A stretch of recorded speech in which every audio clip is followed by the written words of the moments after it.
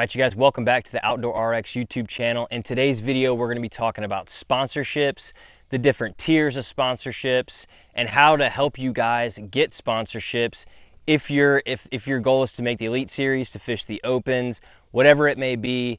Any type of sponsorship helps you, but I kind of want to let you guys know the different tiers and the false sense of confidence some of them give you. So the first thing we're going to dive into is the simple product sponsorship. You see it all over the internet. You know, hey, if you do this for me, I'll give you a 25% code off of whatever it may be.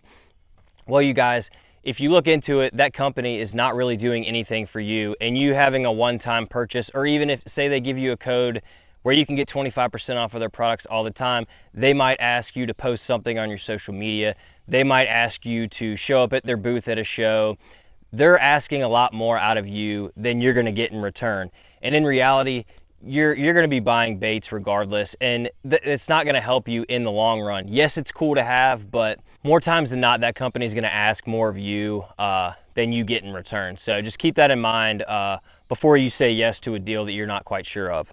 So one of the things that these companies are looking for are a social media presence. You know, they're looking more for people that have a big social media following so they can use that to promote their products. And more times than not, you're not going to get anything in return. Like I said, you're going to be asked to come to a booth and work a show, or put something on your social media that you don't necessarily want to put on there. So keep that in mind as well. Okay, so let's move on from the product sponsorships, which are the most common sponsorships in general, especially in fishing. So let's move on to paid sponsorships. So this is an area where you can really get yourself into a little bit of trouble. So let's just dive into what a paid sponsorship is. There's so many levels of sponsorships, it's just ridiculous. And just because you see a guy that's got all these patches on his jersey doesn't mean that he's got everything paid for, which is a misconceived notion that people have when they see someone with all these patches. That doesn't mean that they're getting everything paid for. So I want to make that clear. So I'll just use myself as an example. I won't name the company, but I will say that I was sponsored by a rod company. I got X amount of dollars, which was only $100 a month, plus free rods, which, let me tell you how big of a pain in the butt it was just to get 4 or 5 rods. It was a nightmare. I was required to post things on my social media.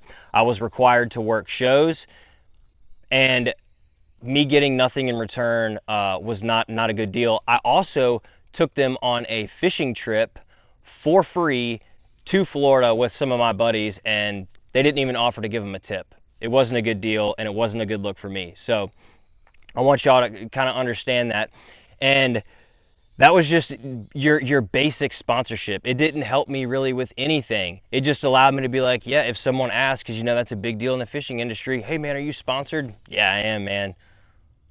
Wasn't that cool?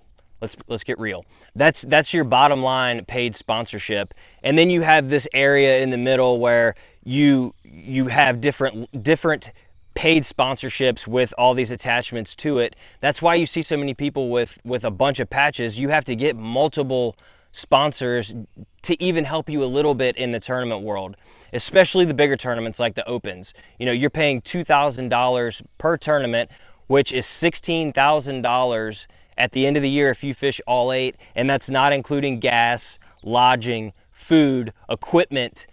I mean, you're looking at $50,000 bare minimum to go fish all 8 of the Opens. And if you think about it, how many sponsors will you actually need to pay for that? I mean, it's in the Opens, you're not going to have a sponsor that will do that. You're not going to have 10 sponsors that will do that. There might be a very select few guys that have that, but the chances are it's just not realistic. The next level I'm going to go to, and it is the peak level, would be a title sponsor. A title sponsor is what everyone strives to get. You can make a decent living. It alleviates some of the stress. But there are very, very few guys, even on the Elite Series, that have title sponsors. Most of the guys do not have them, and they're scratching and clawing their way to get a title sponsor. And guys, when I mean title sponsors, I'm talking about like an Academy Sports deal, a Dick's Sporting Goods deal.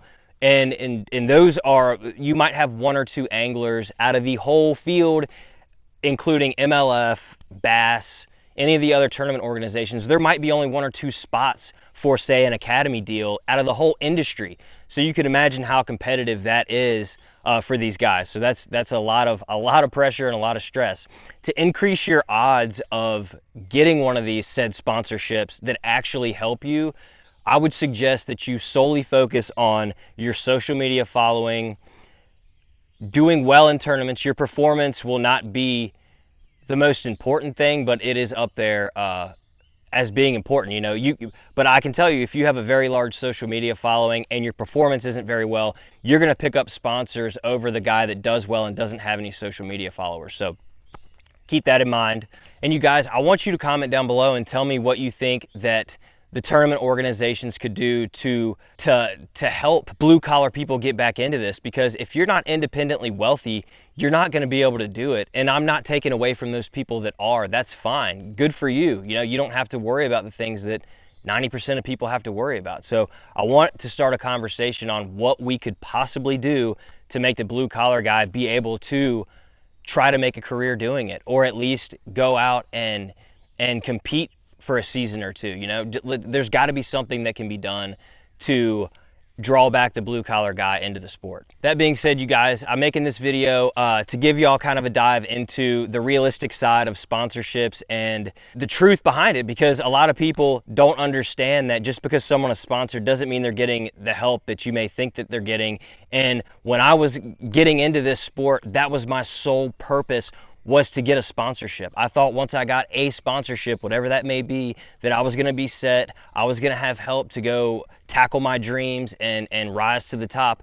And that wasn't true. And it gave me a false sense of confidence that I wish I knew at the time was not real. And I wish that I didn't strive to get these sponsorships like I did. I wish I focused on the social media presence and doing decent in tournaments and just have a solid reputation all around.